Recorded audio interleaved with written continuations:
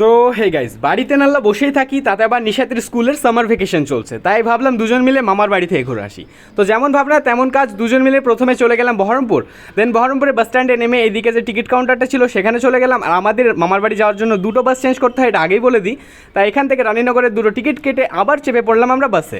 তো বাসে journey start করতেই নিশাতের মুখের দিকে তাকাও, ওর মুখের অবস্থা অনেক বেশি খারাপ ছিল, বিকজ আমি ওকে বহরমপুরে কিছু কিনে দিইনি খাবার জন্য।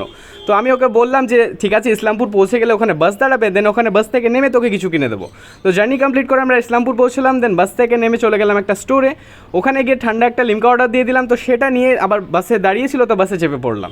তো সেটা নিশাদকে দিতে নিশাদ একটু জান ফিরে পেলো, তারপরে ও তৃষ্ণা মেটালো, অনেক বেশি খুশি হয়ে গেল ও। তারপরে আমরা দুজন মিলে পৌঁছে গেলাম ফাইনালি রানীনগর। তো এটা হচ্ছে ধর্মতলা বাস স্ট্যান্ড, এটাই হচ্ছে আমার মামার বাড়ি। তো ওখানে গিয়েও নিশাদ একটা স্প্রাইট কিনে নিল। তারপরে এখান থেকে আমাদেরকে টোটোতে যেতে হয়, তাই আমরা দুজন মিলে ফাইনালি চেপে পড়লাম টোটোতে।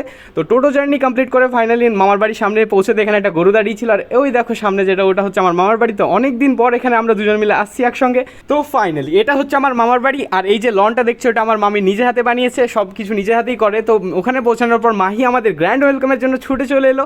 তো সেটা দেখে আমি অনেক বেশি খুশি হয়ে গেছিলাম। তারপরে ঘরের ভেতরে ঢুকে ফ্রেশ হয়ে চেঞ্জ করে আমরা দুজন আবার বাইরে চলে আসলাম। আমি, মাহি, জারিন ছিল সঙ্গে।